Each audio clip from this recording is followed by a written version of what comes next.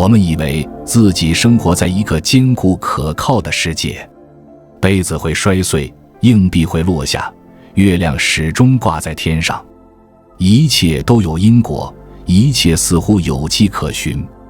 直到我们走向更深的微观世界，在那里规律扭曲，现实模糊，时间与因果开始动摇。于是我们不得不问，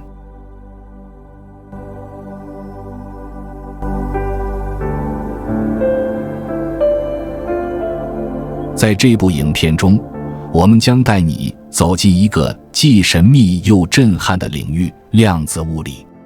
2025年不仅是国际量子科学与技术年，也正巧是量子力学诞生整整100周年。100年之际，《自然》杂志对全球1100位活跃在前沿的量子物理学家进行了一项深度调查，结果令人震惊。即使是这些顶尖专家，对于量子世界为何如此离奇，以及这些现象到底意味着什么，居然也意见不一，众说纷纭。连专业人士都还在争论，这本身就足以说明问题的复杂。换句话说，量子世界的离奇程度已经超出了我们对科学应该靠谱的想象。你可能会好奇，它到底怪到什么程度呢？又为什么会怪得如此彻底，让人抓狂呢？接下来的内容也许正适合在夜深人静时观看。我尽量不会讲得太紧张刺激，以免你在床上翻来覆去睡不着。不过如果你真的因此失眠，那倒也不全是坏事，至少你会带着一个奇妙的念头入梦。我们所处的宇宙远比我们想象的还要陌生与神秘，为一次思想失眠所付出的代价或许值得。那么我们开始吧。什么是量子物理呢？为什么每次听到这个词，总让人感觉像是宇宙深处在发出某种诡异又神秘的心跳声呢？我们日常生活中的世界看起来是理所当然的，是稳稳当当的，是可以预测的。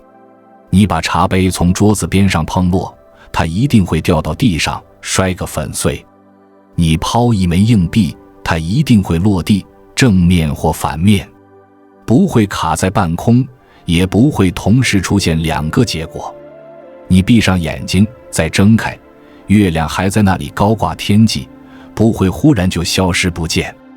这个世界大多数时候是稳定的，有规律的，给人一种事情就是该这样的安心感。因果分明，有因才有果，前因导致后果。听起来是不是很简单？的确如此。但100年前，科学家开始把放大镜对准物质最微小的层级，原子、电子、光子。当他们越看越深时，发现了某些出乎意料的事情，越靠近越迷离，越不像我们以为的那个世界。也许你读过一些让人匪夷所思的例子，粒子竟然可以同时出现在2个地方。还有一些实验，结果居然似乎取决于你什么时候去观察它，甚至取决于你是否观察它，就好像粒子知道你在看它似的。有时候连测量某个粒子的状态都会改变它本来的样子，就好像你一照镜子，镜子里的你就突然换了衣服。你可能会安慰自己说，这只是一些复杂的数学模型，大概只是理论上的奇怪而已。可是你再仔细看看那些实验，不，这可不是纸上谈兵。这些现象都来自反复进行、精心设计、经过独立验证的真实实验，不是错觉，不是幻觉，更不是瞎编的科幻小说。它们就在那里，一次又一次地发生。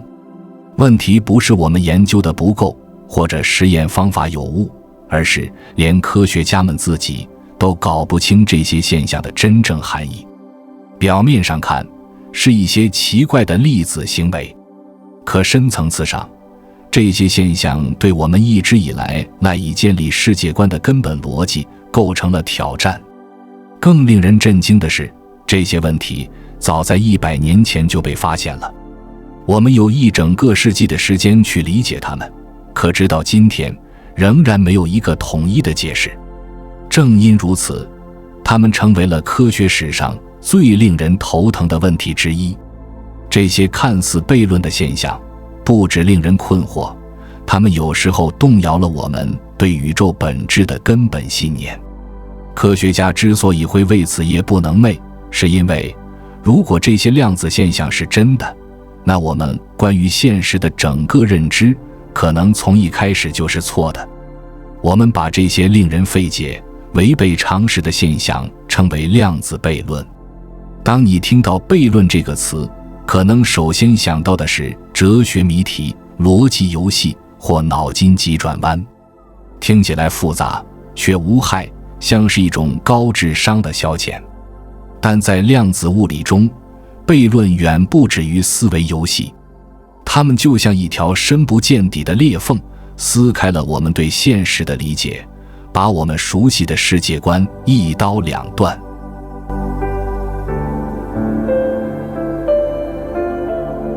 在古典物理学中，世界是清清楚楚、有迹可循的。如果某件事发生了，那一定有它的来龙去脉，有明确的原因。你只要掌握了全部条件，就能预测结果，像看懂一场棋局一样。但随着科学家们将目光转向更小的尺度，深入到原子、电子、光子这些微观粒子的世界，他们开始发现一些完全出乎意料的现象。这些现象不仅仅是复杂那么简单，它们简直就是在挑战我们的直觉。规则没有像我们希望的那样更加细致严谨，反而显得越来越模糊，越来越反常。奇怪到什么程度呢？奇怪到即便你知道所有相关的物理条件、系统的全部参数，也仍然没办法准确地预测一个实验的结果。在量子尺度下，确定性失效了，取而代之的是概率。这就是量子力学登场的地方，它就像是科学界面对这种模糊现实的应对策略。量子力学并不会告诉你这件事一定会发生，它更像在说这件事有 70% 的几率发生，另外那件事则有 30% 的机会。它给的是一个可能性空间，而不是确定性的路线图。而你可能会以为靠猜测有什么用呢？可是令人惊讶的是，它竟然非常有效。量子理论不仅有效，而且是人类历史上最精确、最可靠的科学理论之一。正是它的方程和预言，支撑了我们今天所依赖的各种科技。从手机里的晶体管、家里的激光播放器，到医院里的核磁共振仪 MRI、精密手术机器人，甚至你导航用的 GPS 卫星，没有量子理论，这些都不可能存在。看起来它运转的天衣无缝，对吧？问题恰恰出在这里。尽管量子力学在应用上近乎完美，但我们仍然不清楚它在概念层面到底意味着什么。它的方程式可以准确预测粒子的行为轨迹，却没有回答一个更根本的问题：这些粒子到底是什么呢？它们为什么要这么做呢？当我们试图去理解其中的含义时，就走入了一片混乱。我们遇到了悖论。这些悖论不是普通的逻辑困境，而是来自理论内部的自我冲突，看似合理的假设推导出的却是相互矛盾的结论。而它们之所以重要，是因为它们在提醒我们，我们可能遗漏了某些根本的东西。就像你手里有一部功能强大的智能手机，一切运行流畅，但每隔一段时间，屏幕上就会突然跳出一串无法解释的奇怪代码。你照样可以用它通话、拍照、发短信，但你能不在意那些异常的闪烁吗？能不想知道它背后的原因吗？这就是量子悖论的意义所在。它们是我们这个看似稳定、可理解的现实世界中的裂痕，是我们讲述的宇宙故事里那些不断出现的漏洞。其中最核心的问题之一就是测量的概念。在量子力学中，一个粒子系统在未被观察前，可以同时处于多种可能状态，这种状态叫叠加。想象一下，一个粒子既在这里也在那里，既是波又是粒，它好像在多重可能性之间摇摆不定。可一旦我们对它进行测量，我们就只看到其中一个结果。从实验角度看，这没问题，但概念上问题就大了。到底什么才算是一次测量呢？是一台仪器启动的瞬间吗？是人的意识介入的时刻吗？还是整个宇宙本身察觉到了被观测呢？就在这一点上，科学陷入了哲学。这种模糊性引出了许多令人抓狂的实验结果。在某些实验中，粒子的行为似乎取决于是否有人在看它，仿佛宇宙知道自己被观察一样。在另一些实验里，粒子的历史似乎受到了未来的干预，你对实验的后续决定居然影响了之前发生的结果。这些都不是空想或文学修辞，它们源自真实、严谨、重复验证的实验，而每一次都让科学家们陷入更深的困惑。因为这些实验挑战了我们对时间、空间、因果关系最根本的理解。更令人沮丧的是，尽管量子力学的数学工具如此强大，但我们至今没有一个人人接受的解释框架。不同的科学家对此有不同的看法。有些人认为波函数只是一种计算概率的工具，不必赋予它真实的意义。也有人认为波函数是某种客观存在，它代表了宇宙的一种真实状态。有一派观点更大胆，他们认为每一次测量都会让宇宙分裂成多个平行现实，你在一个世界看到了 A， 而另一个你在另一个世界看到了 B。 另一些人则坚持世界依然是确定的，只是我们对它的了解还不够，所谓的不确定性只是我们无知的表现。还有人认为意识本身就是关键，是我们作为观察者的主观体验，使这些可能性塌缩为一个现实。连最伟大的物理学家们都曾被这些问题折磨得寝食难安。费曼曾直白地说，没有人真正理解量子物理学。波尔更是一针见血，如果你第一次接触量子理论时不感到震惊，那你肯定还没理解它。彭罗斯冷静却直言，量子力学根本说不通。而爱因斯坦也深感不安，如果量子力学是正确的，那意味着物理学将走向终结。连推动革命的薛定谔也曾无奈地承认，我不喜欢它，我真希望我从没参与。这些声音告诉我们一件重要的事，量子力学并不仅仅是一个待解决的科学难题，它更像是一个镜子，让我们直面自己的局限，看见我们所理解的世界存在多少漏洞。今天我们继续测量，继续实验，继续试图理解，但内心深处，我们也许不得不承认，这个宇宙并不打算按我们制定的规则来运行。这些理论上的分歧并非仅是学者之间的争论，它们指向了一个更深层的不安，我们对自然界最根本机制的理解仍旧贫乏而破碎。量子悖论就像是结构墙上的裂缝，你可以暂时刷上油漆遮掩它，但它并没有消失。相反，如果你忽视得太久，它可能预示着整个建筑都需要重建。这正是为什么哪怕在深夜，哪怕再疲惫，也总有人在实验室里，在黑板前，在数据模型中继续寻找。不是因为他们没有找到答案，而是因为这些问题动摇了我们对现实本身的定义。每一个量子悖论都像一个古老的钟声，提醒我们，也许宇宙远比我们以为的还要陌生，还要广阔。或者更令人不安的可能是，我们一直以来问的是错误的问题。这就是他们的力量所在。悖论是宇宙低声说出的你还没有理解我的方式。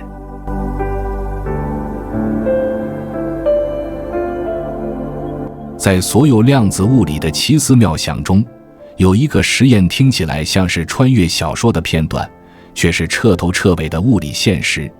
它叫延迟选择量子擦除器。它不像双缝实验那样广为人知，但可以说是它的邪恶双胞胎，同样诡异，却更深层，更令人迷惑。你知道的越多，就越会感到头皮发麻。为了理解这个实验发生了什么，我们先从一个稍简单的图景开始。想象你正在操纵一个光子，一粒微小的光的粒子，把它发射进一个装置，这个装置让它有2条路径可走，比如穿过2条缝隙，或者在镜子之间反弹。如果你不去测量它到底走了哪一条路，就会发生一件奇怪的事。光子并不会像小球一样选择一条路径走过去，而是表现得像一个波，一边走左边，一边走右边，同时走2条路径。就好像你在池塘里同时扔下2块石头，它们各自激起的水波交汇在一起，形成复杂的干涉图案。实验屏幕上出现的不是简单的2道痕迹，而是一连串明暗相间的条纹，波的干涉。但如果你在其中一条路径上放上一个探测器，想看看光子到底是走了左边还是右边，干涉图案就消失了。光子的行为一下子变得规规矩矩，它像一个粒子选择了一条路径，走得清清楚楚，没有任何波的重叠。奇怪的是，仅仅因为你获得了路径的信息，不管你是不是看这个信息，光子就像被吓了一跳，放弃了波的自由，走上了粒子的单行道。但事情还没结束，真正诡异的是接下来的量子擦除器实验。在这个实验里，科学家做了一个极其大胆的尝试。他们不是在光子到达屏幕之前决定是否测量它的路径，而是在光子已经打在屏幕上之后才来决定这一点。也就是说，光子已经做完了它的事，你再来决定是否保留或删除它的路径信息。结果震惊了整个物理界。如果你在事后选择删除路径信息，就是抹去你原本可以知道光子是走左边还是右边的线索，干涉图案又出现了。也就是说，明明光子已经撞上屏幕，结果已经发生，可是你现在的决定却仿佛改变了它过去的行为方式。这就像你在打篮球，球已经进了框，然后你回过头决定，我不想知道这球是从左边投的还是从右边投的。然后篮筐开始变形，显示出一个不同的投篮轨迹。这怎么可能呢？我们不是生活在一个时间单向、因果分明的世界里吗？要说明白一点，屏幕上的光子没有真的移动或重演，它们早就撞上了屏幕，各自留下了不可逆转的位置。但当你分析实验数据，并将光子分类为路径信息保留与路径信息擦除这2组时，你就会发现，前者表现出粒子的行为，而后者则神秘地显示出波的干涉图案。于是问题来了，究竟是谁，或者说什么决定了光子到底以哪种方式出现呢？答案竟然是你在之后做出的决定。听上去像是魔术或科幻小说的设定，但这是真实的实验，而且已经重复了无数次，使用光子、电子甚至其他粒子，结果都一模一样。这引出了一个令人坐立不安的大问题：现在发生的事真的能改变已经发生的事情吗？这似乎直接挑战了因果律，你先做的是影响后果，难道还能反过来吗？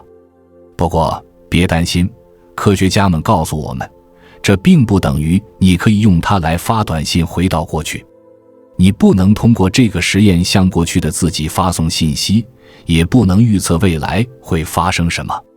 只有当你对海量的数据进行整理分析后，才会看到那种奇妙的干涉图案。这是一个统计现象，不是时间旅行。可这仍然令人不安。即使只是统计意义上的过去，也在悄悄回应着现在的选择。有些物理学家试图解释说，也许粒子在你询问之前根本没有固定的历史。另一些人认为，所谓波函数其实包含了所有可能性，直到最终测量决定了它成为了谁。还有一些更加激进的解释暗示，时间本身可能根本不是线性的。过去、现在、未来可能只是我们认知中的幻觉，而宇宙本身更像一个整体共存的舞台。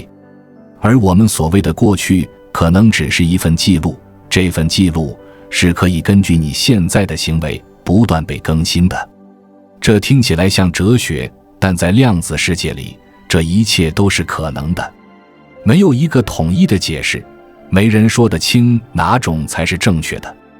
但有一点可以肯定，有些地方非常不对劲。在我们日常熟悉的经典世界中，这种情况是无法成立的。你不能先看到篮球近况，再决定是否看比赛，然后这一决定就反过来改变了投篮结果。可在量子世界里，正是这种违反直觉的事情一次又一次地被验证。量子擦除悖论没有给我们一个明确的答案，相反，它像一把锤子，砸碎了我们对时间、因果、观察这些基本概念的天真理解。它让我们意识到，观察并不只是被动地看一眼，而是在决定什么样的现实被锁定。在量子物理中，观察可能是一种参与创造现实的行为。这不只是奇怪，而是让人深感不安。因为如果现在可以在某种程度上影响过去，哪怕只是以统计的方式，那时间还是我们以为的那个时间吗？过去真的已经过去了吗？还是它只是另一个等待更新的概率层呢？说到这，我们终于来到了另一个令人不寒而栗的实验——维格纳的朋友悖论。这个悖论所提出的问题非常简单，却足以动摇你对现实这个词的信心。在绝大多数的物理实验中，我们假设有一个共同的客观现实，如果某件事发生了，那它就真的发生了，不论是谁看到它，何时看到它。可维格纳的朋友提出了一个不舒服的设想：如果两个人观察了同一个事件，但他们所认为发生的事实却不一致，该怎么办呢？1961年，物理学家尤金·维格纳首次提出了这个思想实验。设想一个实验室，里面的实验员，我们称之为维格纳的朋友，在测量一个处于叠加态的粒子，比如电子的自旋，既可能是向上，也可能是向下。朋友在实验室里进行测量，并记录了一个明确的结果，比如电子自旋向上。从他的角度来看，叠加态已经坍缩成了一个确定状态，现实已被决定。但这时，维格纳本人站在实验室外面，还没有看见测量结果。在他看来，整个实验室，包括那位朋友在内，都还是一个量子系统，一个巨大的叠加态。也就是说，在维格纳看来，他的朋友此刻同时记录了自旋向上和自旋向下这两个结果，这就产生了悖论。对朋友来说，现实已经确定了，但对维格纳来说，这个现实仍然只是众多可能性之一。两人都没有做错事，可他们所描述的现实却根本不是一回事。这不仅仅是视角的问题，而是对什么是真实的直接挑战。过去这一直只是思想实验，大家以为不可能实现。毕竟，我们没法真的把一个人变成量子叠加态。但在2019年，一项发表在《自然通讯》的研究，用简化的实验方法，利用光子和探测器模拟出了这个场景。结果令人震惊，在某些量子设置下，两个观察者确实可以记录不同的现实，不是观点不同，不是记忆有误，而是两个物理现实并存，在他们各自的系统里都是对的。这让我们迈入了一个全新的领域。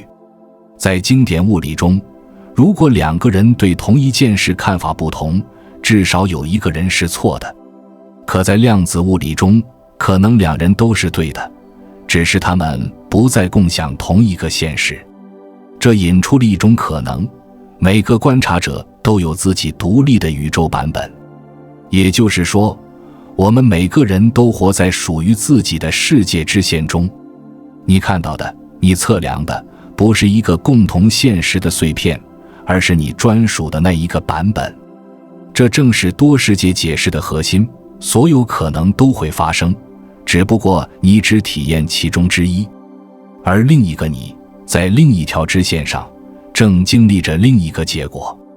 还有人提出，根本就没有所谓波函数坍缩，你测量之后只是更新了你对系统的了解，现实本身没有变化。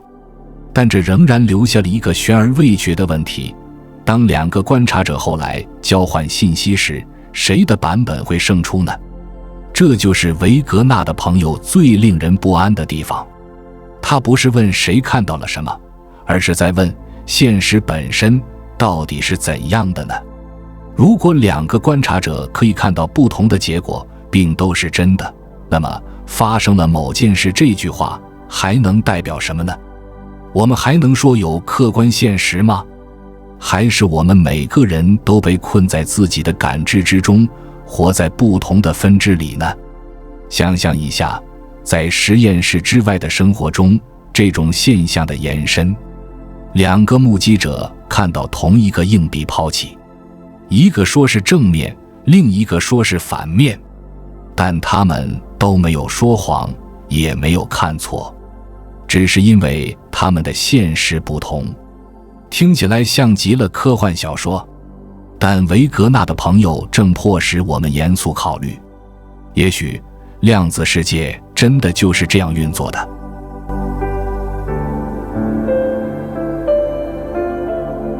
最令人不寒而栗的部分，也许并不是量子世界有多奇怪，而是我们根本没有一个确切的办法来解决这些悖论，没有权威的答案，没有统一的解释。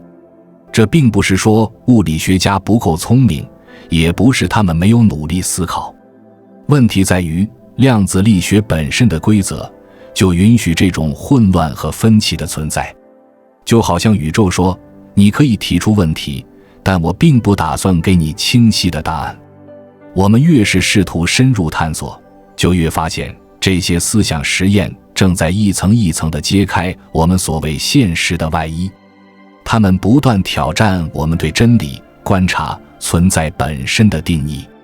因为在量子世界里，测量不只是你记录某个数据的行为，它可能是创造现实的动作。也就是说，你观察的瞬间，世界也正在你眼前定格为你所看到的模样。你所做的测量，可能是在为你自己构建一个宇宙版本，而与此同时，另一个人在另一个角落，也可能通过自己的观察，正在经历一个完全不同的版本。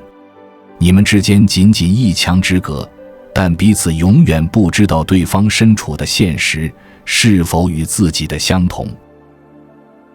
我们大多数人从小接受的是线性、单向的时间观。事情发生是有顺序的，你先起床，然后刷牙，接着吃早饭，然后出门。如果你不小心打碎了玻璃杯，它就碎了，而不是奇迹般的跳起来，回到你手中，恢复原样。这就是我们所熟悉的时间，它是单行线，只能前进，不能倒退。我们叫它时间之箭。可在量子力学中，这种熟悉感被彻底颠覆了。你可能很惊讶地发现，描述量子系统如何随时间演化的核心方程，比如薛定谔方程，根本就不关心时间的方向。它就像一部能正播也能倒播的电影，不管你往前推还是往后推，数学运算都完美成立。这种性质叫做时间对称性。从数学的角度看，如果你拍下一个量子实验的全过程，然后把它倒放回来，方程式依然通顺无比。没有任何物理定律说时间只能往前走。起初你可能会说，这只是数学上的对称吗？现实世界不还是照样只往前走？但事实远比我们想象的复杂，因为某些量子实验的结果似乎显示出，现在发生的事情可能会被未来发生的事件影响。也就是说，不再是原因在前，结果在后，而是结果也可能决定原因。这就是逆向因果关系背后的基本思想。让我们回忆一下前面说过的延迟选择量子擦除实验。在那个实验里，我们似乎看到光子的行为并不是被当下的状态决定的，而是被之后你是否选择保留信息所影响。你会发现，光子似乎已经知道你将来会不会看它的信息，然后再决定现在该怎么行动。这不是简单的看起来很奇怪，这是非常具体的逻辑问题。也许粒子的早期状态确实是由后来发生的事情所决定的。也许宇宙并不像我们想象的那样一步步地向前推进，而是像一张整体织成的挂毯，前后、因果、过去与未来全都互相缠绕着。但必须说明，逆向因果并不意味着你可以向过去发送短信，告诉昨天的你买彩票号码。它并不会破坏因果律的整体结构，它更像是从一个更深的层面告诉我们，过去和未来之间的界限并没有那么清晰。在某些量子解释中，信息被认为可以双向流动。你现在所做出的选择可能填补了过去事件中未定义的那一部分，不是修改历史，而是让某个未定的片段终于有了归属。这听起来很像科幻小说，但它实际上与一个真实存在的理论框架有关，被称为双状态矢量形式。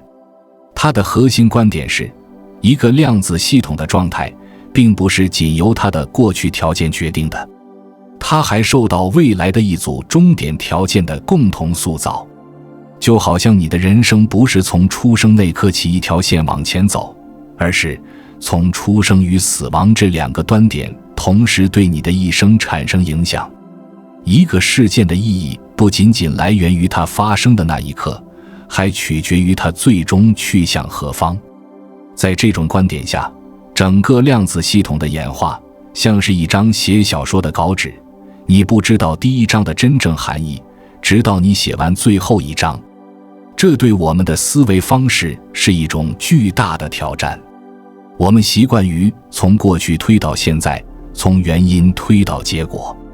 比如，你想知道苹果为什么掉下来了，你查重力、树枝的弯曲程度、牛顿的定律。你不会说，苹果之所以落下，是因为1小时后有人饿了。可在量子世界的某些解释中，这样的说法并不是完全荒谬。从逆向因果的角度看，未来也许真的在某种意义上参与了现在的决定。这正是有些物理学家偏爱这类理论的原因，因为他们避开了我们一直以来无法解释的某些问题，比如为什么观测会坍缩一个量子系统，为什么一个未观测的状态可以保持多种可能同时存在。从双状态矢量形式的角度看，你不再需要强行解释某个时刻的突变，你只需要接受这样一种图景：宇宙不是一条从过去发出的射线，而是一个被起点与终点共同形塑的全息图，而我们就在这个图景之中。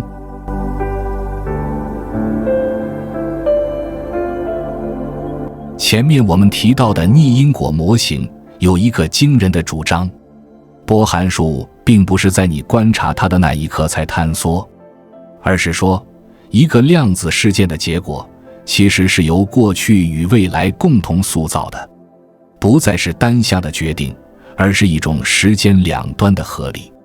就好像你看到的这个现实是一个从双向绳索拉出的节点，过去拉你一边，未来拉你另一边，你的现实就定格在中间这个点上。用这种方式来理解波函数，就不再需要某种瞬间坍缩的跳跃，一切都是连续的、平滑的、预设中的协调演化。听起来很优雅，对吧？但这背后也隐藏着更深的代价。首先，它直指我们对自由意志的根本理解。如果未来可以影响现在，甚至塑造过去，那你此刻所做的决定真的自由吗？还是说，你以为的选择其实只是整个时空结构中早已嵌入的部分呢？就像电影里的角色，不是自由地决定台词，而是按剧本走完他们的命运。这就引出了另一个极具挑战性的概念——快宇宙。这是一个和我们日常时间观截然不同的途径。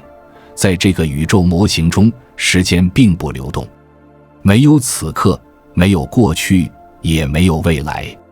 时间只是四维时空结构中的一个维度，像一个雕刻好的大理石块，过去、现在、未来同时存在，只是我们的大脑在某个切面上移动，逐片感知它。你并不是穿越时间，你只是在体验这个四维块中的不同切片。有些人觉得这让人安心，意味着你的人生早已完整的存在，无需担心错失什么。也有人觉得这让人恐惧，如果一切早已注定，那我们活着究竟在选择什么呢？更有意思的是，这一理论并没有打破任何数学原理。实际上，有相当多的量子现象在允许未来影响过去的模型下解释得更顺畅。在这些模型中，某些困扰物理学家几十年的问题，比如观测坍缩、信息保存，都得到更清晰的处理方式。但当然，并非所有人都买账。一些物理学家仍然坚持因果关系是单向的，箭头不能倒转。另一些人则认为，时间本身根本就是一种错觉。我们以为时间存在，是因为我们的大脑构造让我们感知到变化，但其实宇宙只是静止地展开在那里。还有人更进一步说，这些看法都不够彻底，我们甚至还没有找到描述时间运作方式的正确语言与框架。不管哪一种观点更接近事实，量子理论的这一部分已经超出了物理学本身，它深入到了哲学、心理学、认知科学，甚至神经科学对意识的探索领域。因为时间、因果、自我、选择，这些不再只是科学公式中的变量，而是我们体验现实的核心。我们从小习惯了用过去、现在、未来、因果链条来理解世界，但量子力学就像一个顽皮却极度认真的老师，不断地提醒我们，你所坚信的逻辑也许只是表象。逆因果不会让我们建造时间机器，不会让你给昨天的自己发微信，但它确实打破了我们那个时间是单向通道的幻想。也许时间更像一个多项交错的道路网，有些路朝前，有些路朝后，更多的路还没被我们发现。这也让我们不得不思考，我们是不是该反过来问一句，不是过去决定了未来，而是未来是否也在试图告诉我们过去发生了什么吗？这时候，我们来到了另一个量子领域的惊人谜团，纠缠于伪心灵感应。这是量子力学中最古老也最令人困惑的现象之一。它告诉我们，在量子尺度下，有些系统之间哪怕相隔几公里，几光年居然能以某种无声默契的方式彼此同步，没有信息交换，没有电磁信号，没有呼叫与回应，但你每次一测量，就发现两个系统的结果完美协调。这就像是两位心灵感应者默默打了一个无懈可击的配合。让我们通过一个游戏来理解这个现象。设想你和一位朋友被安排在两个密闭房间中，彼此无法交谈，无法发消息。主持人给你们分别提出一些问题，问题是从一组预设清单中随机抽取的，你只能回答是或否。游戏规则很简单，如果你们的答案在某种方式下符合某个匹配条件，你们就得分，否则就失败。但你们不能交流，不能作弊。你能做的就是在游戏开始前商定一套策略。这是一场协调游戏，但没有通讯工具。在经典世界里，你们最多能制定一张复杂的对照表，对每种问题组合怎么达成一致，这样可以提高获胜几率，但你们永远不可能每次都赢，因为某些问题组合是逻辑上不可预测的，总会有漏洞。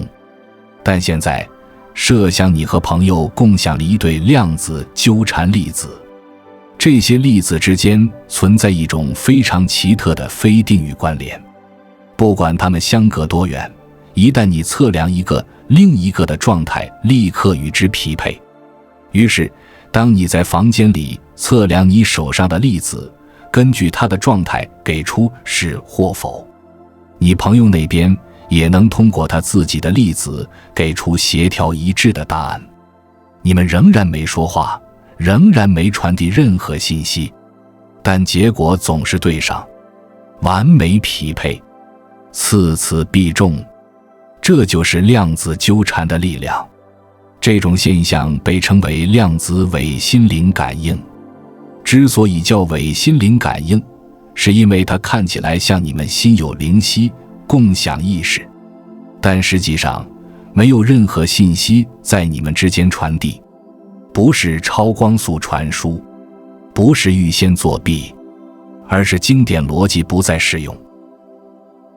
我们来看看一个真实存在的例子，量子魔方游戏。这是一个逻辑益智挑战，你和队友要在一张3×3网格中填入1和1，满足每行每列的奇偶性规则。在经典世界里，这个游戏不可能每轮都赢，但如果两位玩家共享纠缠粒子，并以特定方式测量它们，他们能做到每轮都完美匹配，没有交流，没有作弊，但胜率高得不可思议，超出了任何古典物理所允许的极限。这不是魔术，而是物理。另一个著名的例子是 GHC 游戏，它涉及3名玩家，由物理学家 Greenberger、Horn 和 Zillinger 提出。同样的，这3位玩家不能交流，但通过量子纠缠，他们能做出经典逻辑永远无法解释的答案匹配。而这些并非停留在理论中，他们已经被真实地搬进实验室，被验证、复现实验、记录，一次又一次，显示出量子世界拥有我们无法用传统语言描述的连结方式。量子纠缠告诉我们，在深层次上，宇宙中的某些部分本质上是连结的，不是因为它们靠得近，不是因为它们交换了信号，而是它们就是彼此的一部分。就像2个点，在我们看不见的维度里，其实是重叠的。这让我们开始重新思考，现实的分界线到底在哪里？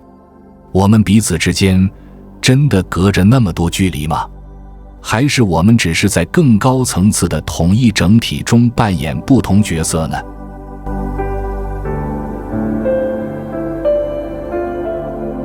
那么，这一切到底意味着什么？这个量子世界中究竟发生了什么？核心的答案指向了一个词：量子纠缠。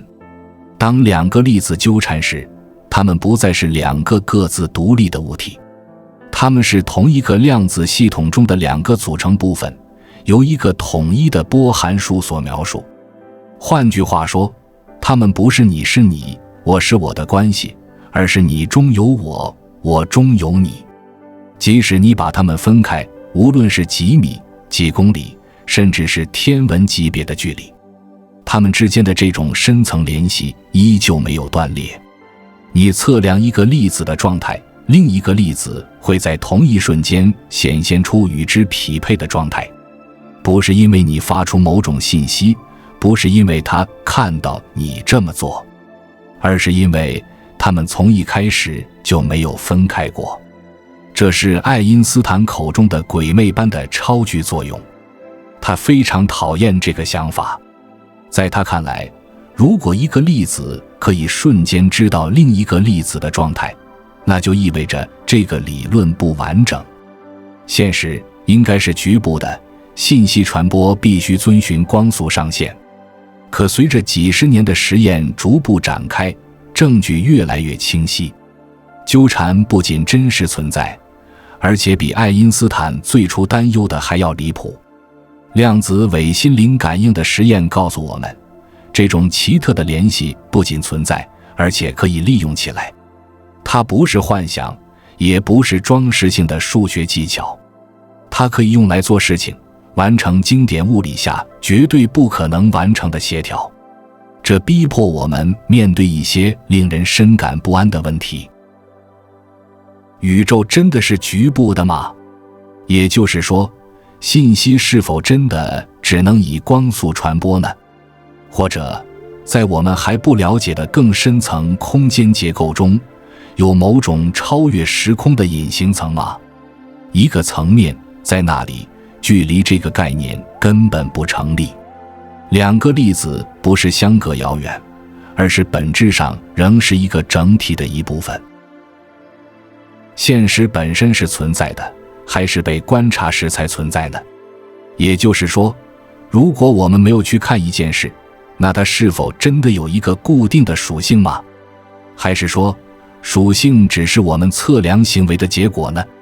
这些问题不再是哲学猜想，它们就藏在我们对纠缠系统的测量与分析结果中。量子伪心灵感应恰好卡在这条模糊的界限上，它不是幻想，不是魔术，它是量子现实的自然产物。它模糊了我们熟悉的那些边界，连接与分离，局部与整体，独立与共同，观察与被观察。面对这些现象，一些物理学家提出，或许我们应当接受一个令人震撼的前提：宇宙从根本上是非局部的。也就是说，距离、位置、时间只是我们认知中的映射，而在本质层面，事物之间没有明确的边界。另一些人则提出，纠缠不过是一种特殊的共享信息状态，但这种信息本身并不局限于空间坐标，它是存在于整个系统中的模式。还有人主张，在讨论这些之前，我们甚至要重新问自己一个更基础的问题：我们所说的现实究竟是什么意思呢？但不管哪种解释更接近事实，有一点是毋庸置疑的：两个互不通信的人可以通过测量一对纠缠粒子做出完美同步的决定。没有传话，没有偷看，却结果一致，如同魔术。这不是幻觉，这也不是违反规则，这就是量子力学的规则。而你越是深入思考，就越会意识到它的不可思议。因为如果两个相隔遥远的人可以在没有交流的前提下精确同步，那么我们之间是否还存在着我们尚未理解的深层联系？我们之间，人与人之间，人与宇宙之间，是否存在某种我们还没有发觉的统一场？说到这里，我们必须引入一个听起来像笑话的实验——量子柴郡猫实验。听名字像是童话，其实它是现代物理实验室里用粒子真实完成的实验。想象一下，你正在看一只猫走过走廊，你没看清整只猫，只看到了它的身影消失在左边的门口，但它的笑容却留在了右边。猫不见了，笑容还在。这正是《爱丽丝梦游仙境》中柴郡猫的经典场景。而物理学家竟然真的找到了一个对应的量子版本。在经典物理中，物体与其属性是绑定在一起的。比如，如果你拿起一个正在旋转的陀螺，把它从一点放到 B 点，你会认为它的旋转也跟着一起移动了。我们从不认为旋转可以留在原地，陀螺自己走掉。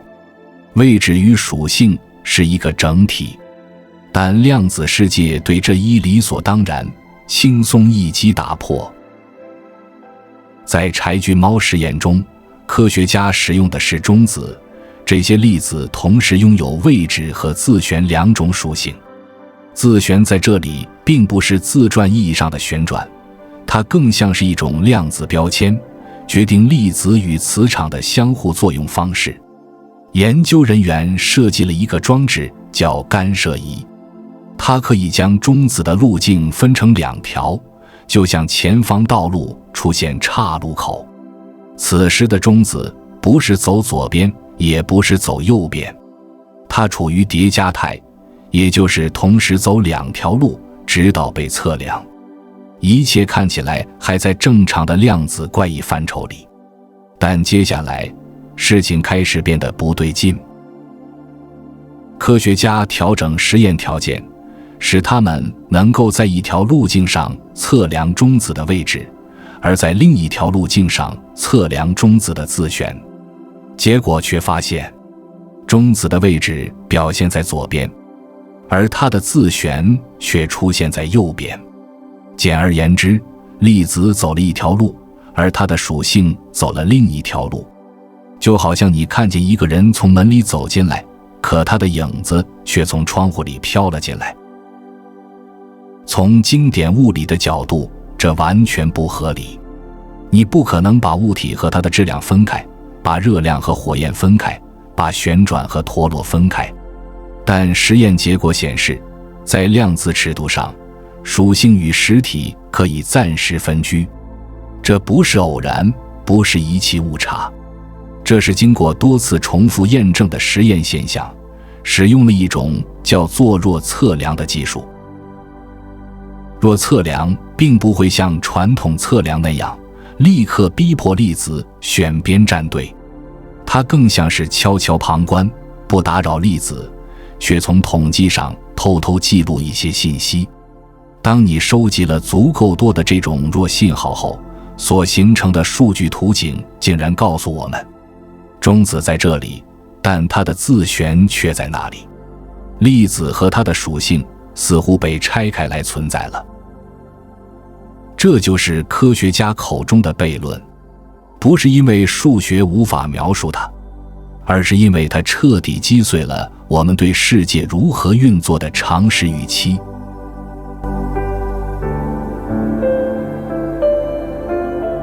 如果一个粒子的属性可以与它本身脱离，那我们熟悉的物体概念还站得住脚吗？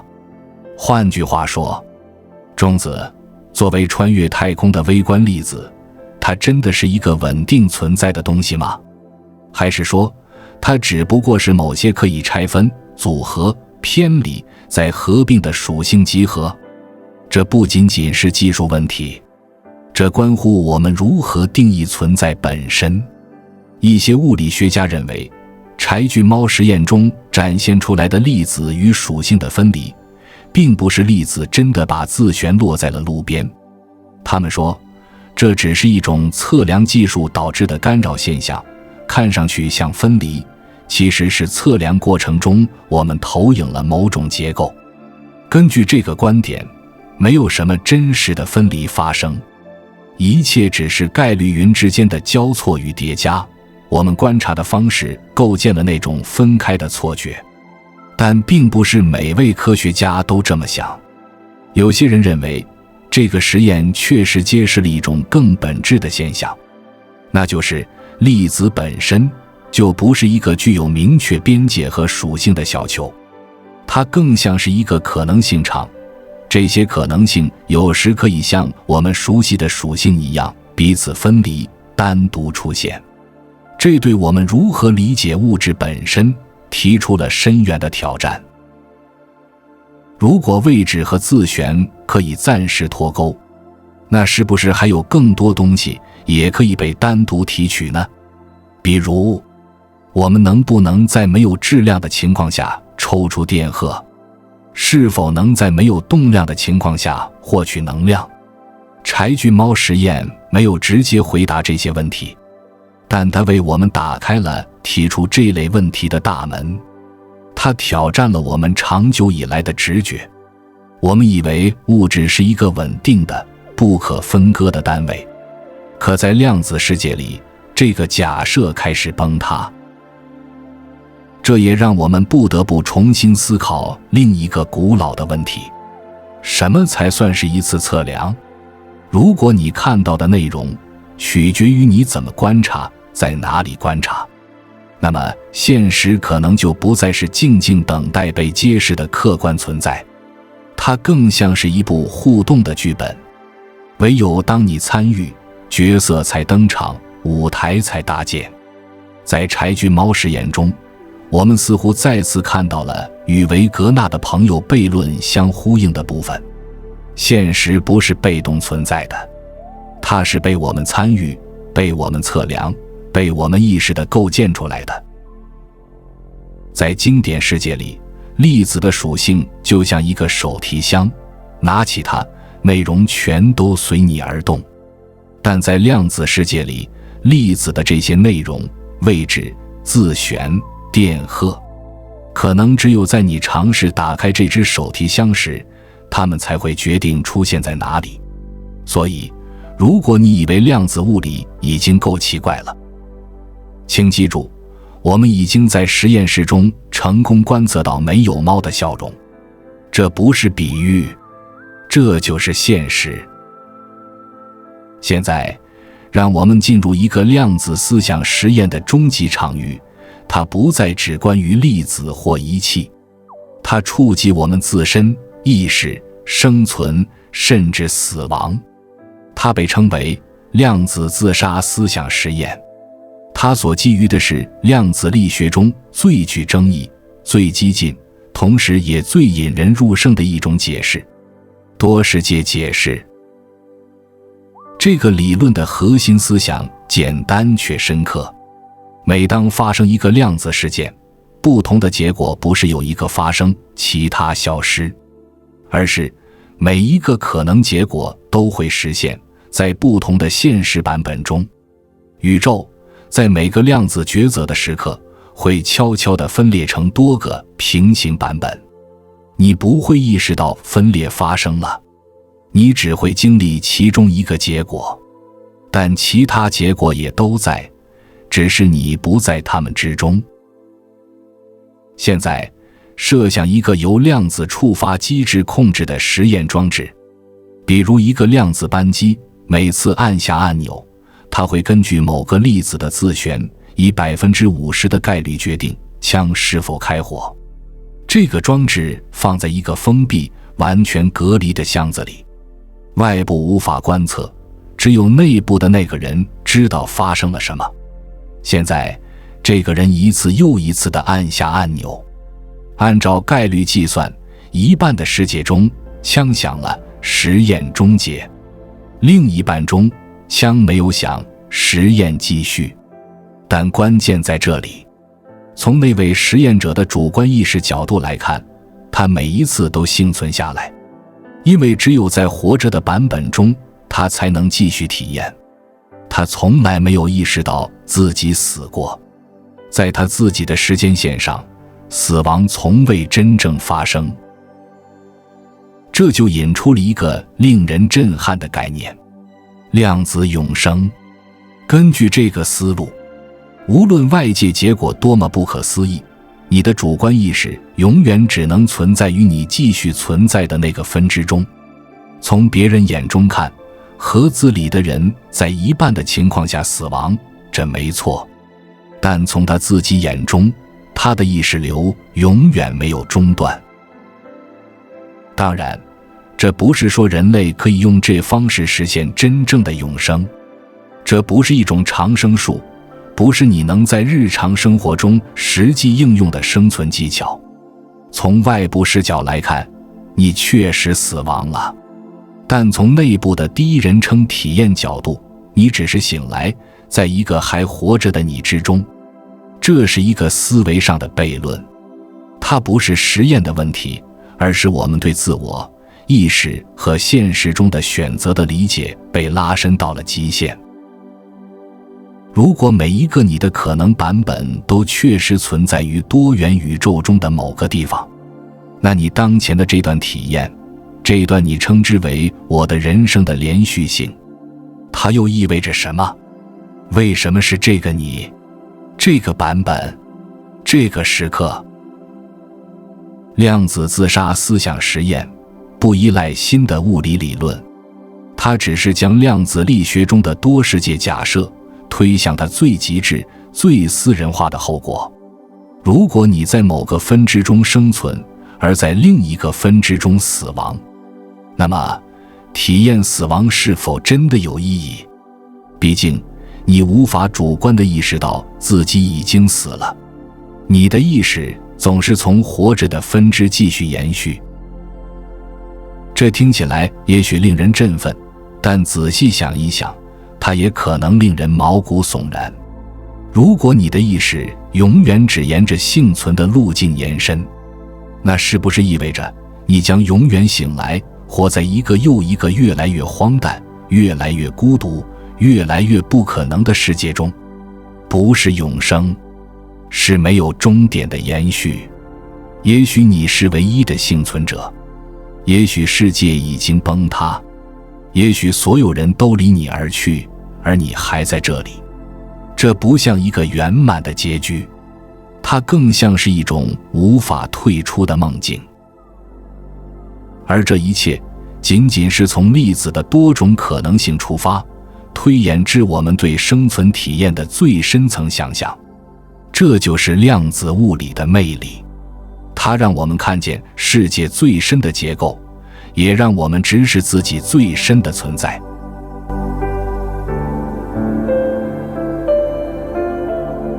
从物理学的角度来看，量子自杀只是众多解释中的一个，它建立在多世界解释的基础之上。但我们要清楚，并非所有物理学家都接受这一解释。许多人对多重宇宙的存在持保留态度，也不是所有人都认为意识以那种方式与现实互动。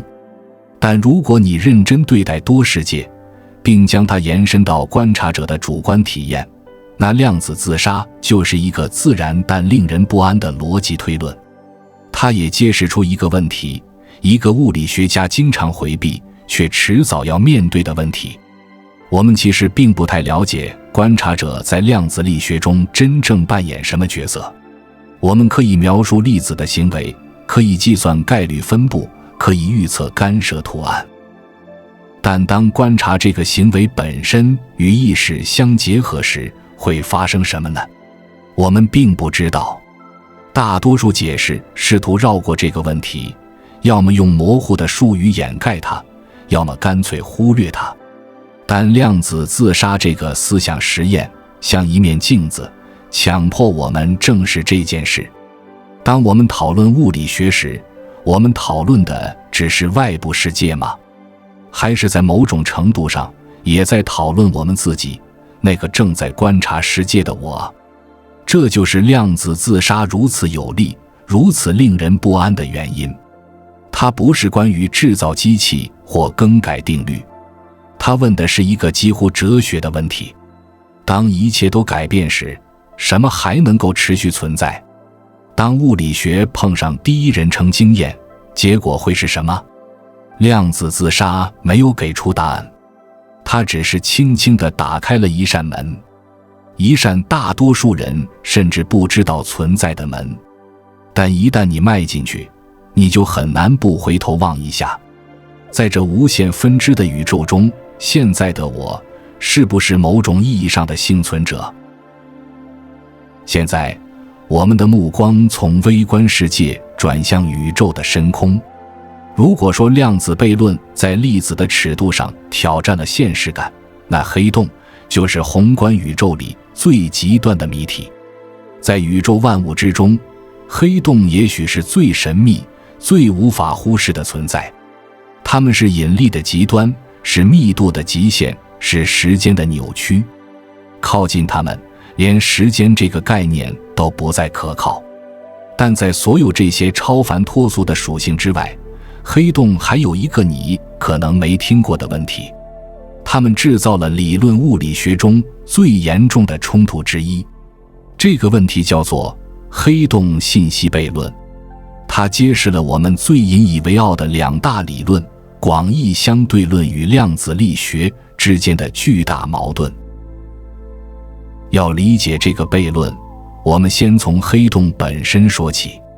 当一颗足够大的恒星耗尽它的核燃料，它就会在自身引力作用下崩塌。如果这个塌缩足够彻底，它就会压缩成一个极小的点，起点。它被称为密度无限的区域，空间与时间在那里失去意义。在起点外有一个边界，叫做事件世界。一旦你穿过这个界限，就再也无法逃脱。甚至连光，宇宙中速度最快的东西，也无法逃出它的引力魔掌。所以我们称之为黑洞，因为它不发光也不反光，就像宇宙中一口吞噬一切的深井。根据爱因斯坦的广义相对论，黑洞是相对简单的对象，它只需几个参数就能被完全描述：质量、自旋、角动量、电荷。无论你扔进去什么，是一头牛、一部小说、一台电脑，还是你早餐吃的面包，从黑洞外看，它们最终都被简化为这些基本参数。原来的信息全都消失了。这是爱因斯坦的世界观下的结论。但量子力学不认同这种彻底遗忘。在量子理论中，有一条根本性的原则：信息不能凭空消失。量子系统的演化必须是可逆的，你可以根据一个状态的现在推导出它的过去。这是维系量子世界概率计算稳定的基石。如果信息真的消失了，整个量子理论的数学结构都会崩溃。你将无法预测，无法还原，也就无法定义物理规律。所以问题就来了，当你把某种物质扔进黑洞，它去哪了？广义相对论说完了，没了。量子力学说不可能，信息必须留下痕迹。这就是黑洞信息悖论的核心。一个理论说删除，另一个理论说不允许删除。在1970年代，霍金给这个悖论增添了一把火。他发现黑洞其实并非真正黑。靠近事件世界，由于量子真空中的粒子对偶效应，黑洞会缓慢地发出辐射，后来被命名为霍金辐射。虽然极其微弱，但随着时间的流逝，这些辐射会导致黑洞质量逐渐减少，最终蒸发殆尽。好吧，你可能会说，蒸发就蒸发吧，那信息呢？问题是，霍金的计算显示，这些辐射是完全随机的，它们不包含任何关于黑洞内部原始信息的线索。那我们再问一次，如果黑洞彻底蒸发了，而它所吞噬的信息没法通过辐射返回，那么这些信息去哪了？进了起点吗？可我们看不到它。被辐射走了吗？霍金说没有。消失了吗？那就违反量子理论。于是我们得到一对看似不兼容的陈述：一，黑洞会蒸发掉，彻底消失；二，信息不允许被彻底抹除。两个理论不能同时为真。几十年来，科学家提出了各种各样的解决方案。其中一种方案认为，信息确实存在于霍金辐射中，只不过它被以极其复杂的方式编码，就像把一本书撕成无数小片，然后用风吹散，你还是能找到方法把它拼回去。理论上可以，但是在现实中你很难做得到。但这让量子力学保留了自洽性。另一种更激进的方案叫全息原理。这个观点认为，三维空间中发生的一切其实可以被映射、记录在一个二维表面上，就像一个全息图。应用到黑洞中，这意味着所有掉进黑洞的信息其实是储存在事件世界的表面上的。这个表面变成了一个信息屏幕。随着黑洞蒸发，这个信息表面慢慢释放编码过的辐射片段，就像 CD 盘慢慢播放出声音。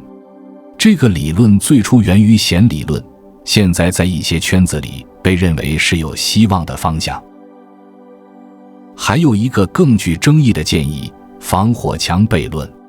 他说，如果信息真的必须被保留，那就意味着事件世界附近的空间并不如广义相对论所描述的那么平滑和安静。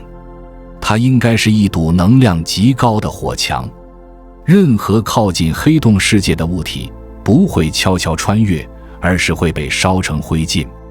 这就像在宇宙中某个边界处放了一圈看不见的激光围栏。这样做解决了信息保存的问题，但也违背了爱因斯坦的一个核心原则：在自由落体状态下，你不应该察觉到自己正落入黑洞，而防火墙会让你明显知道你正在经历某种不该发生的事情。所以每个方案都有代价。想保全量子理论，可能得牺牲相对论的某些预言；想坚持爱因斯坦，可能得承认信息真的可能消失。科学家们仍在寻找一个不需要牺牲任何基本原理的完美解答。目前为止，还没有。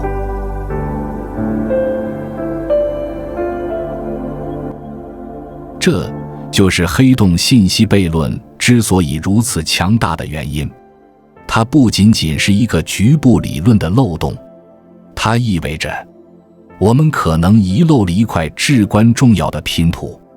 某种我们尚未发现的基础规律正在深层隐藏着。这可能是一种新的引力理论，一种更高维度的时空结构，也许是对信息本质的全新理解。而最耐人寻味的是，我们没法直接去测试它们。我们无法真的把一堆物质丢进宇宙中心的黑洞，坐等它慢慢蒸发几百亿年，看看结果。但这并没有阻止物理学家的好奇心，他们在努力寻找间接证据。有的研究者正通过研究量子纠缠的模式，试图探测信息如何在极端条件下重新配置。也有人用实验室中模拟出的类黑洞，比如波色爱因斯坦凝聚态、超冷原子系统，探索是否有类似信息封存和释放的机制。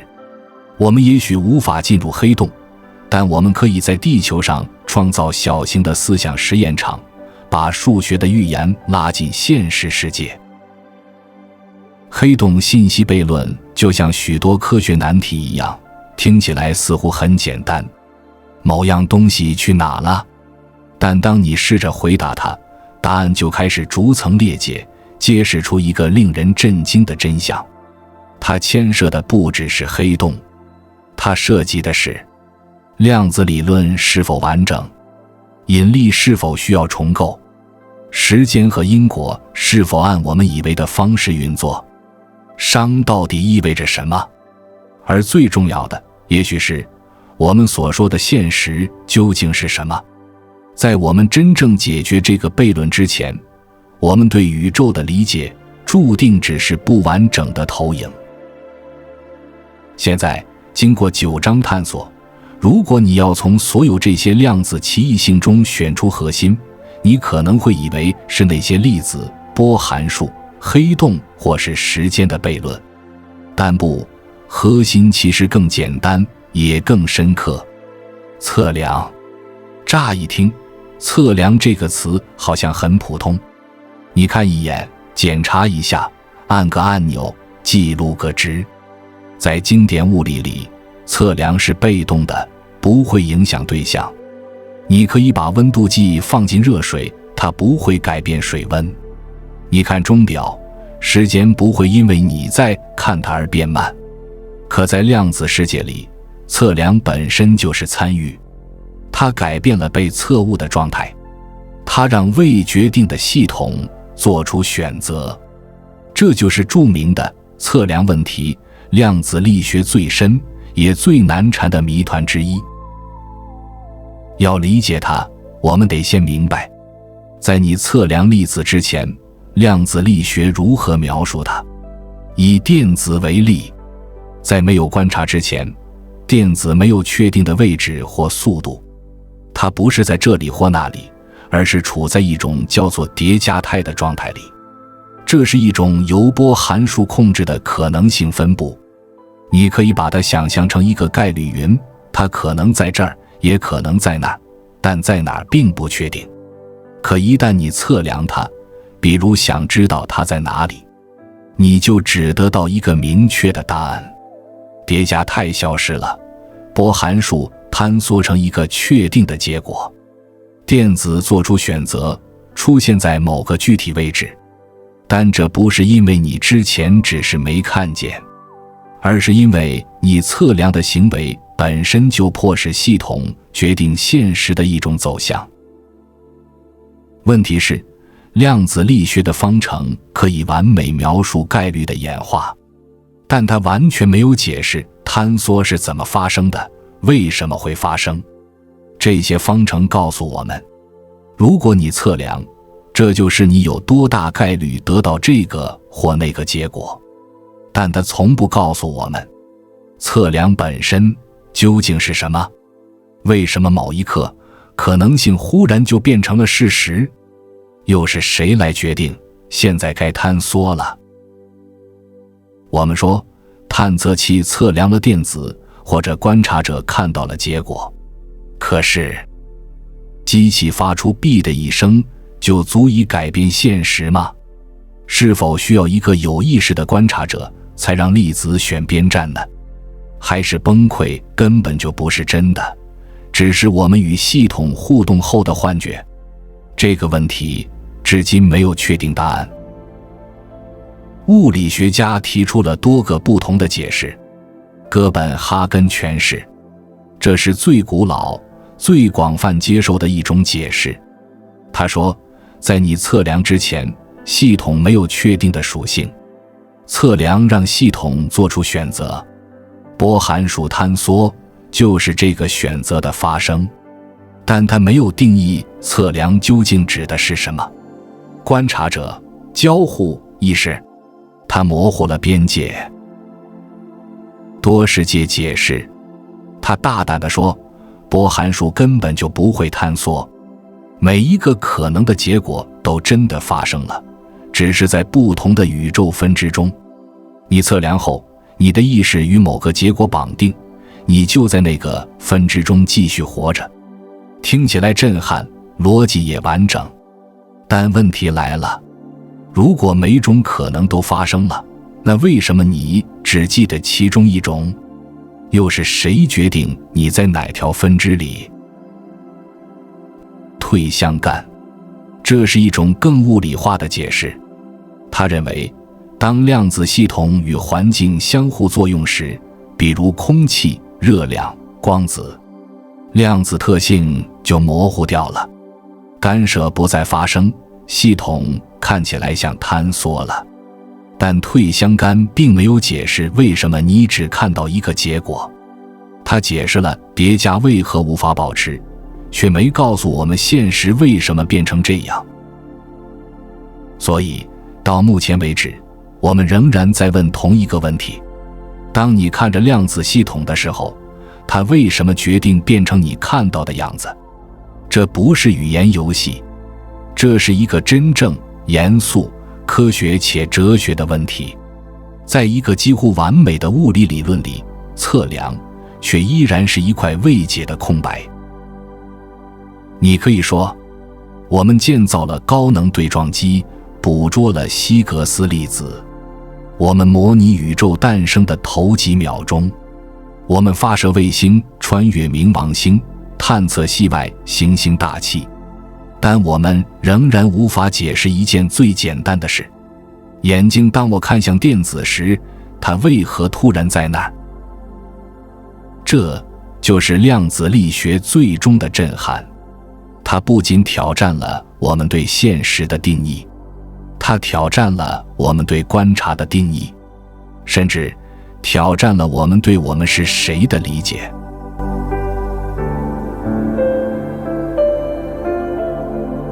然后我们要提到的是客观坍缩理论。这一理论认为，波函数的坍缩并不是由我们观察它而引发的，它就像放射性衰变一样，是一种自然自发生的物理过程。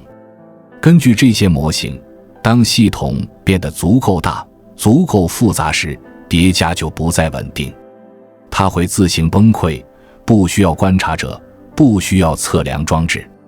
从理论上讲，它像是宇宙自带的一个重力阈值，超过某个点，叠加就不再成立，现实必须做出选择。问题在于，我们从未真正看到它发生，我们不知道它的机制，也无法确定它的门槛在哪里。然后是最激进、最具争议，但也最引人入胜的一种观点：意识本身参与了现实的构建。也就是说，只有当一个有意识的观察者参与测量时，波函数才会坍缩。没有意识就没有结果，没有观看就没有现实。许多物理学家对此嗤之以鼻，他们说这不过是模糊的哲学炒作，但这个观点从未真正消失，它不断被重新提出，因为我们还没有找到一个令人信服的理由，解释为什么现实非要等到被看见之后才变得确定。无论你偏向哪一种解释，有一点是清楚的：我们知道，在测量之前，量子系统是模糊的，是多态的。我们也知道，在测量之后，我们得到一个确定的、单一的结果。但那一刻发生了什么？是什么让多种可能变成了一个现实？这不是技术细节，这不是方程精度的误差，这触及到了一个根本的问题：现实的定义。我们所看到的世界，是在我们观察之前就在那里的吗？还是它只是在我们与之互动时才决定成为那样？在经典物理中，观察者是旁观者。你观察星星，它不会因此改变运行轨迹；你测量气体温度，它不会因此升温或降温。你在讲台下看演出，舞台上发生的事情不受你影响。但在量子物理中，观察者和舞台不再是分离的。你的看改变了被看的事物本身，你的存在参与了宇宙的生成过程。这是对客观性概念的彻底颠覆。也因此，有些物理学家坚持认为，量子力学是不完整的。它的数学无懈可击，预测精准无比，验证经得起千百次实验。但它讲的是结果，而不是原因。它告诉我们你会看到什么，但从不告诉我们你为什么会看到它。于是我们仍然被这个测量问题所困，不是因为我们没有足够聪明，不是因为我们缺乏数据或技术，而是因为每一个答案都带来更多问题。如果测量导致坍缩，那么什么才算一次测量？如果没有坍缩，而是所有结果都真实存在，为什么我们只经历了其中一个？如果所有的你都在分支中生存，那你是哪一个你？这些不只是数学问题，不只是学术争论，它们是哲学的问题，是存在的问题。它们逼问我们：我们是谁？眼睛，我们为什么在这个世界，而不是另一个？我们的现在从何而来？回顾我们走过的这段旅程，不难察觉一个清晰的模式正在浮现。每一个悖论虽然从不同方向袭来，但都指向同一个深渊。我们对现实的理解依然不完整。量子擦除器让我们怀疑，时间真的只有一个方向吗？维格纳的朋友质疑，现实对每个人都是相同的吗？逆因果理论挑战，因果关系真的不可逆吗？量子伪心灵感应揭示，事物之间是否有我们未曾察觉的深层连接？量子柴郡猫告诉我们，一个对象的属性可以不跟随它。量子自杀把问题带向个人，你真的会死吗？黑洞信息悖论迫使我们正视，我们的两大理论在宇宙的核心处讲着完全不同的语言，它们不是意见不合，它们是宇宙观的碰撞。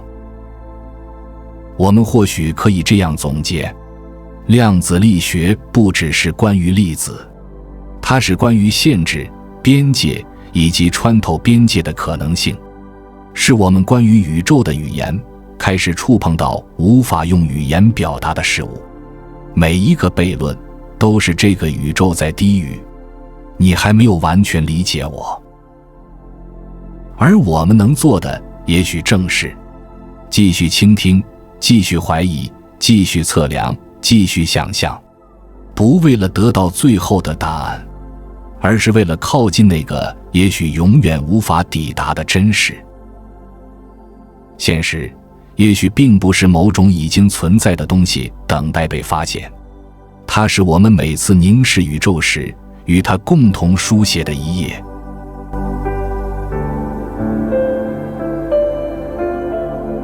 所有这一切的核心仍然是那个简单又深邃的问题：测量。它提醒我们，我们仍然不知道可能性是如何变成现实的。我们可以计算概率，描绘波函数，建模叠加。我们可以预测它们会如何演化，在哪些条件下发生什么样的变化。但我们仍然无法解释，为什么是这个结果，不是那个？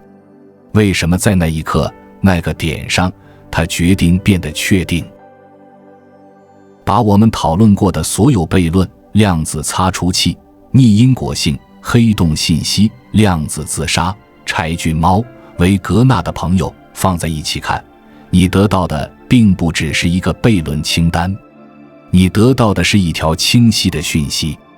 我们对现实的理解可能还不完整，这并不意味着量子力学是错误的，它不是，它运作得近乎完美，但也许它只是告诉我们一些我们还不懂得如何去听的事情。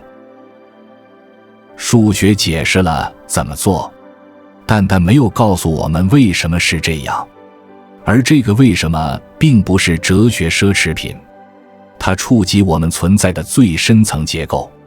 我们究竟是生活在一个独立运转的世界里，还是现实本身就是一种正在被观察的过程？如果观察真的参与了现实的形成，那么观察者的本质，甚至是意识的本质，也就成了科学的一部分。这不是神秘主义，这不是主观主义的入侵，这是对模型完整性的追问。当然，并不是每位科学家都认同这一点。有些人认为，当我们找到能将引力与量子统一的更高层理论时，这些悖论自然会消失。但也有越来越多的人意识到，也许我们正站在既有工具无法解释的边缘，不是因为宇宙刻意隐藏，而是因为我们仍然在使用为简单世界设计的思维方式去解释一个可能更复杂、更抽象的现实。牛顿给了我们一个机械宇宙，爱因斯坦给了我们一个几何宇宙，量子理论给了我们一个概率宇宙。也许下一步将是一个我们还未命名的宇宙，不由粒子，不由场，甚至不由时间和空间构成，而是由更深层的结构、关系或者某种我们尚未理解的逻辑所构成。这就是悖论的意义，它们不是漏洞，它们是裂隙中的光线，是宇宙在告诉我们，看这里，这里有点不对劲。在历史上，每一次物理学的飞跃几乎都是从这样的裂缝开始。牛顿的引力定律来自对天体轨迹的困惑，爱因斯坦的时空革命源自对电磁理论的矛盾，量子力学本身诞生于我们无法解释黑体辐射和光电效应的那一刻。每一次悖论不是障碍，而是入口。也许我们现在正再次站在这样的门前，我们无法确知门后通向什么。是弦理论的维度，是量子引力的新结构，是信息、意识与现实的深层统一。但我们知道，这个未来的理论必须不仅解释我们看到什么，还必须解释为什么我们会看到它。而在那到来之前，我们拥有的是一个强大却未解的模型，一个充满裂缝却能自洽运作的系统，一个关于现实、观察、身份与时间的奇异梦境。我们还没有答案，但也许这才是最真实的结尾。不是答案，而是意识。我们仍在追问，仍在测量，仍在凝视这个可能会在我们注视下改变自身的宇宙。我们不知道它是否真的存在，或者只是在回应我们正在看它的这个事实。这不是一个答案的终点，而是一个提问的起点。我们以为在研究宇宙，其实是在研究自己。现实也许并不是等待被发现的真相，而是当我们凝视它时才被共同书写的一行诗。悖论是怪异的，但不是错误，它是通往未知的入口。